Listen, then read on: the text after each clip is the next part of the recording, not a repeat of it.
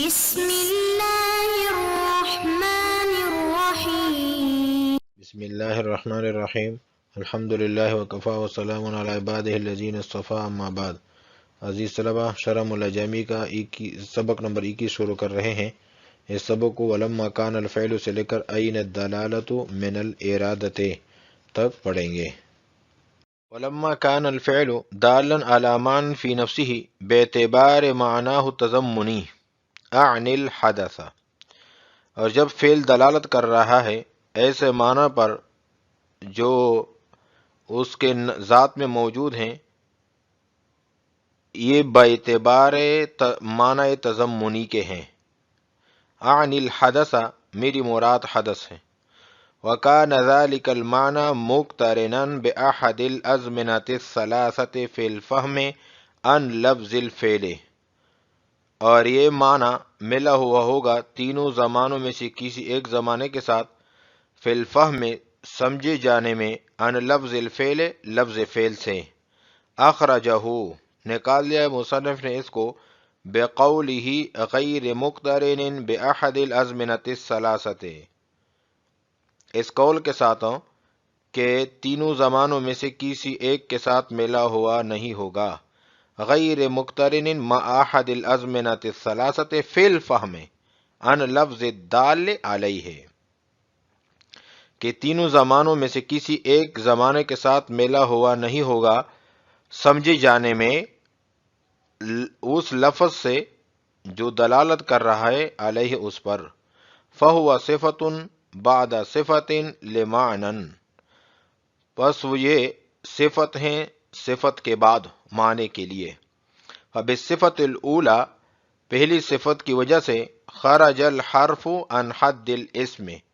حرف نکل گیا اسم کی تعریف سے۔ وبالثانیۃ الفعل، اور دوسری صفت کی وجہ سے فعل نکل گیا۔ والمراد بعدم الاقتران، اور عدم اقتران سے مراد ہیں ان یکون بحسب الوضع الاول، کہ وضع اول کے اعتبار سے ہو۔ فدخل فیہ اسماء الافعال، پس داخل ہو گئے اس میں اسماء افعال۔ لأن جمیعہا، کیونکہ تمام کے تمام اسماء افعال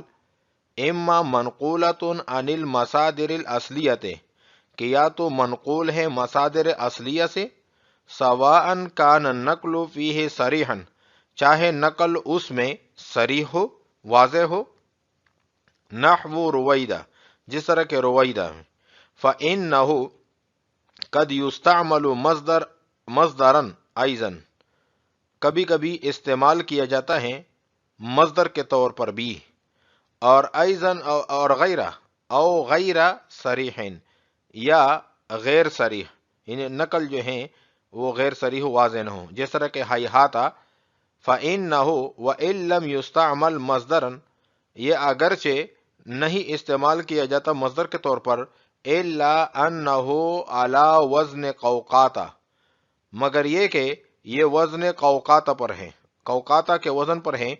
مصدر قوقا، جو قوقا کا مصدر ہیں۔ او عن المصادر التي كانت في الاصل اصواتا نحو صح،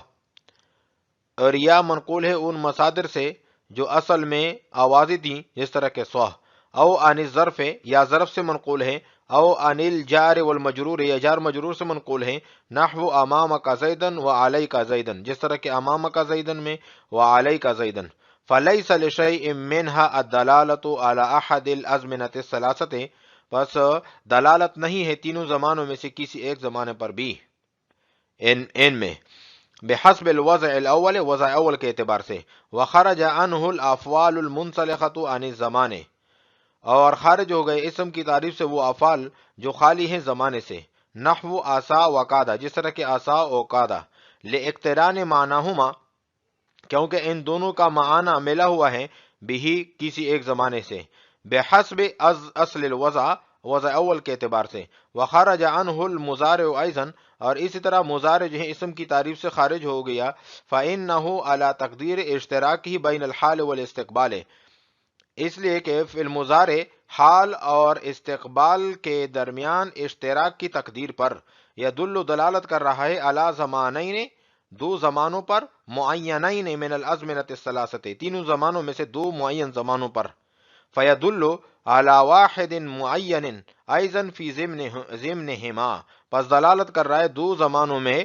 ایک معین زمانے پر اسی طرح اذ لا یقدح فی الدلالۃ علی معین الدلالۃ علی ما سواہ اس لیے کہ دلالت میں معین پر معین اس لیے کہ عیب نہیں ہے دلالت میں معین پر الدلالۃ علی ما سواہ یعنی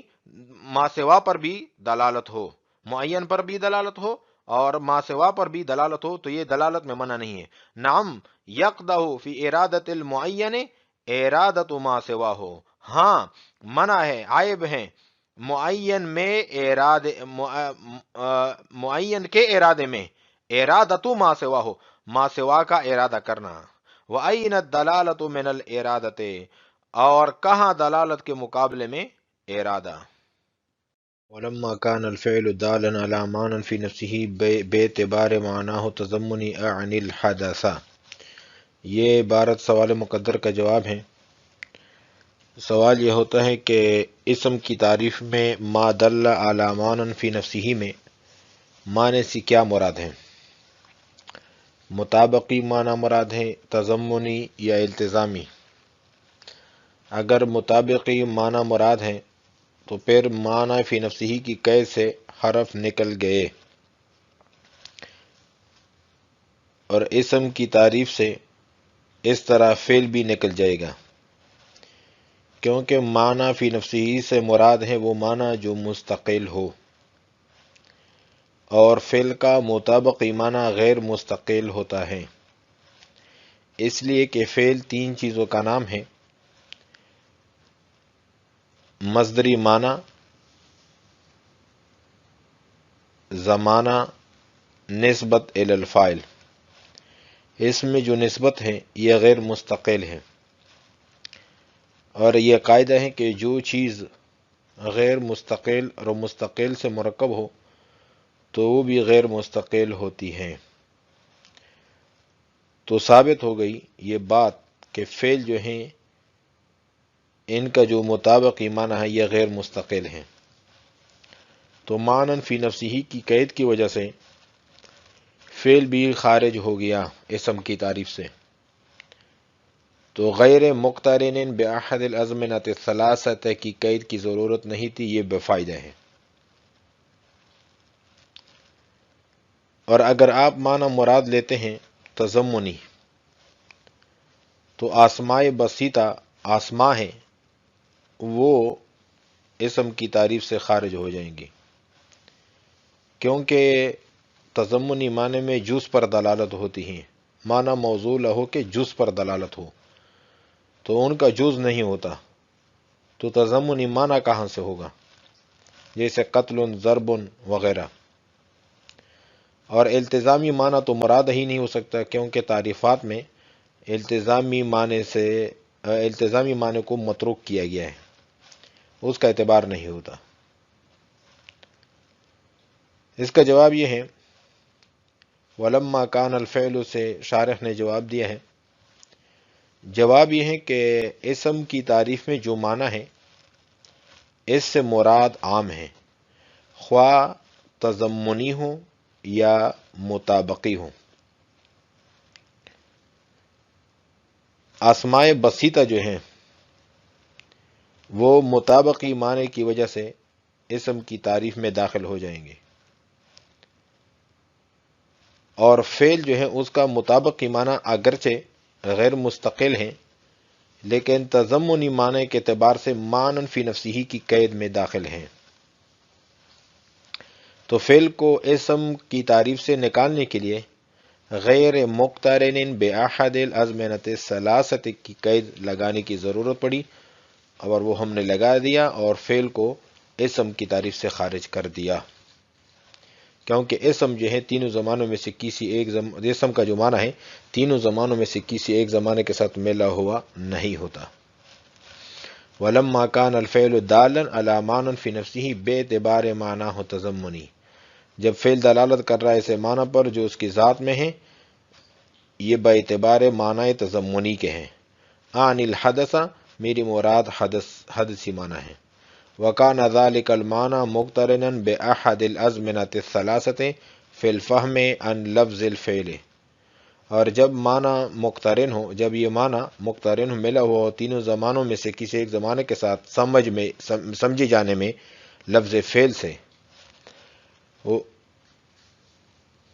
اخرجہ بقولہ غیر مقترن بأحد الأزمنة الثلاثة، اس قول کی وجہ سے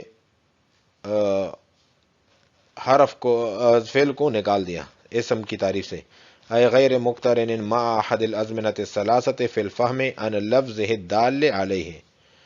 کہ تینوں زمانوں میں سے کسی ایک زمانے کے ساتھ ملا ہوا نہ ہو سمجھے جانے میں اس لفظ سے جو دلالت کر رہا ہے اس پر، فہو صفت بعد صفت لمعنی، پس یہ صفت ہیں صفت کے بعد معنی کے لیے۔ تو دو صفتیں ہوئی، ایک معنن فی نفسہ اور دوسرا غیر مقترن بأحد الازمنة الثلاثة۔ فبالصفت الاولى خرج الحرف عن حد الاسم، پہلی صفت کی وجہ سے حرف نکل گیا اسم کی تعریف سے، اور دوسری صفت کی وجہ سے فعل نکل گیا۔ والمراد بعدم الاقتران ان يكون بحسب الوضع، یہ سوال مقدر یہاں سے ہوتا ہے، سوال مقدر کا جواب ہے۔ سوال یہ ہوتا ہے کہ عدم اقتران کی وجہ سے اسم کی تعریف سے اسماء افعال جو ہے خارج ہو جائیں گی، کیونکہ ان میں زمانہ پایا جاتا ہے، اور اسم کی تعریف میں آپ نے یہ شرط لگائی ہے، قید لگائی ہے کہ تینوں زمانوں میں سے کسی ایک زمانے کے ساتھ ملا ہوا نہ ہو۔ اس کا جواب یہ ہے کہ عدم اقتران سے مراد یہ ہے کہ وضع اول کے اعتبار سے یہ ہو کہ تینوں زمانوں میں سے کسی ایک زمانے کے ساتھ ملا ہوا نہ ہو، نہ کہ وضع ثانی کے اعتبار سے۔ اور اسماء افعال میں وضع اول کے وقت زمانہ موجود نہیں ہوتا، اس لیے وہ اسم سے خارج نہیں ہوں گے۔ لأن جمیعہا سے وہ بتا رہے ہیں کہ ان تمام کے تمام اسماء جو ہیں، اسماء افعال، وضع کے وقت ان میں زمانہ نہیں ہوتا، استعمال کے وقت ان میں زمانہ پایا جاتا ہے۔ دلیل کا حاصل یہ ہے کہ جتنے اسماء افعال ہیں ان میں کسی کے اندر اصل وضع میں زمانہ نہیں پایا جاتا، اس لیے کہ یا تو مصادر اصلیہ سے منقول ہیں، خواہ نقل صریح ہو یا غیر صریح۔ نقل صریح کہتے ہیں کہ مصدری معنی سے نقل ہونے کے بعد پھر بھی مصدری معنی میں ان کا استعمال ہو، جیسے رویدہ، یہ اسم فعل ہے، امہل امر کے معنی میں ہے، لیکن اس کا استعمال مصدری معنی میں بھی ہوتا ہے۔ چنانچہ اللہ تعالیٰ کا ارشاد ہے امہلہم رویدہ، تو رویدہ امہل فعل کے لیے مفعول مطلق بن رہا ہے اور مصدر استعمال ہوا ہے۔ نقل غیر صریح کا مطلب یہ ہے کہ مصدری معنی میں اس کا استعمال نہ ہوتا ہو، جیسا کہ ہیہاتا، یہ اسم فعل ہے، بعودا ماضی کے معنی میں ہے اور اس کا استعمال مصدری معنی میں نہیں ہوتا، لیکن قوقات کے وزن پر ہیں جو قوقا کا مصدر ہے، اور قوقات کہتے ہیں مرغی انڈے دینے کے بعد جو آواز نکالتی ہے تو اس کو قوقات کہتے ہیں۔ والمراد بعدم الاقتران ان يكون بحسب الوضع الاول، عدم اقتران سے مراد یہ ہے کہ یہ زمانے کے ساتھ ملا ہوا نہ ہو وضع اول کے اعتبار سے۔ فداخل فیہا اسماء الافعال، اور پس اس میں اسماء افعال داخل ہو جائیں گے، لأن جمیعہا، کیونکہ تمام کے تمام جو اسماء افعال ہیں اما منقولۃ عن المصادر الاصلیہ، یا تو مصادر اصلیہ سے منقول ہوتے ہیں، سواء کان النقل فیہ صریحا، یا تو نقل اس میں صریح ہوتی ہے، چاہے نقل اس میں صریح ہو، جس طرح کہ رویدہ، فإنہ قد یستعمل مصدرا ایضا، وہ نقل ہونے کے بعد بھی مصدر کے طور پر استعمال ہوتا ہے، جس طرح کہ امہلہم رویدہ میں۔ اور غیر صریح، یا غیر صریح ہو نقل، جس طرح کہ ہیہاتا، فإنہ وإن لم یستعمل مصدرا، مصدر نقل ہونے کے بعد مصدر کے معنی میں استعمال نہیں ہوتا، مگر اس کا ایک اس کے وزن پر ایک مصدر پایا جاتا ہے، ایک اسم پایا جاتا ہے قوقات، جو مصدر ہے قوقا کا۔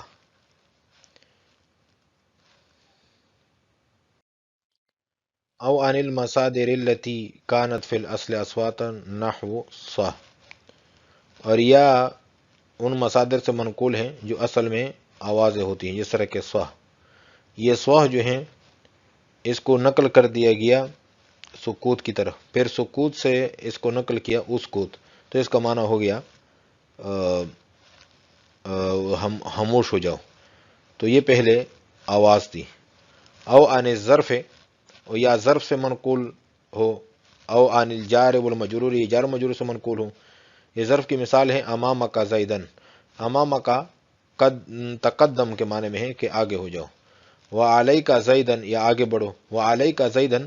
اور علیک جو ہے یہ الزم کے معنی میں ہے کہ لازم پکڑ لو۔ فلیس لشیء منها الدلالۃ علی احد الازمنۃ الثلاثۃ، تو اس میں دلالت نہیں ہے تین زمانوں میں سے کسی ایک زمانے پر بھی، بحسب الوضع الاول، وضع اول کے اعتبار سے۔ وخرج عنه الافعال المنسلخۃ عن الزمان نحو عصا وقاد لاقتران معناهما به بحسب اصل الوضع، اور خارج ہو گئے اسم کی تعریف سے افعال منسلخہ بھی، وہ افعال جو جس میں زمانہ نہیں پایا جاتا، زمانے سے خالی ہوتے ہیں، آسا وقادہ، کیونکہ یہ دونوں جو ہیں آسا وقادہ کسی نہ کسی ایک زمانے کے ساتھ میلے ہوئے ہوتے ہیں وضع اول کے اعتبار سے، اصل وضع کے اعتبار سے۔ وخرج عنه المضارع ايضا فانه على تقدیر اشتراکی بین الحال والاستقبال يدل على زمانین معینین من الازمنۃ الثلاثۃ۔ یہ اصل میں ایک سوال کا جواب ہے۔ سوال یہ ہوتا ہے کہ آپ کے اسم کی تعریف مانع نہیں ہے دخول وغیر سے، اس لیے کہ فعل مضارع آپ کی تعریف میں داخل ہو رہا ہے، یعنی اسم کی تعریف میں داخل ہو رہا ہے، کیونکہ آپ نے کہا کہ اسم کا تین زمانوں میں سے کسی ایک زمانے کے ساتھ مقترن نہ ہو، اور فعل مضارع تو ایک زمانے کے ساتھ مقترن نہیں ہوتا بلکہ دو کے ساتھ ہوتا ہے۔ تو اس کا جواب یہ ہے کہ فعل مضارع میں تین مذہب ہیں۔ ایک مذہب تو یہ ہے کہ فعل مضارع جو ہیں حال کے معنی میں حقیقتاً استعمال ہوتا ہے اور مستقبل میں مجازاً۔ دوسرا مذہب یہ ہے کہ اس مستقبل کے معنی میں حقیقتاً ہے اور حال میں مجازاً ہے۔ ان دونوں پر تو کوئی اشکال نہیں ہے، کیونکہ جب ایک میں حقیقتاً استعمال ہو رہا ہے تو پھر جو ہے اس پر اعتراض ہی نہیں ہے، کیونکہ پھر تو ایک زمانے کے ساتھ ملا ہوا ہوگا، جب میں ایک زمانے کے ساتھ ملا ہوا ہوگا تو پھر تو اسم کی تعریف میں داخل نہیں ہوا۔ اصل اعتراض تیسرے مذہب پر ہے۔ تیسرے مذہب میں دونوں میں اشتراک ہیں، یعنی حال اور استقبال دونوں میں استعمال ہو رہا ہے، تو اس تیسرے مذہب پر یہ اشکال ہو رہا ہے کہ ایک زمانے کے ساتھ ملا ہوا تو نہیں ہے بلکہ دو کے ساتھ ہے، تو اسم کی تعریف اس پر سادے کو آ رہی ہے، یعنی اسم میں داخل ہونا چاہیے فعل مضارع کو۔ تو اس کا جواب یہ ہے کہ فعل مضارع جب دونوں زمانوں پر دلالت کرے گا تو اس کے ضمن میں ایک پر بھی دلالت تو کرے گا اور ایک کے ساتھ بھی مقترن ہوگا، تو اسم کی تعریف سے فعل مضارع خارج ہو جائے گا۔ جب دو پر دلالت کرے گا تو دو میں ایک بھی ہے، ایک کے ساتھ جب ملا ہوا ہوگا تو اسم کی تعریف سے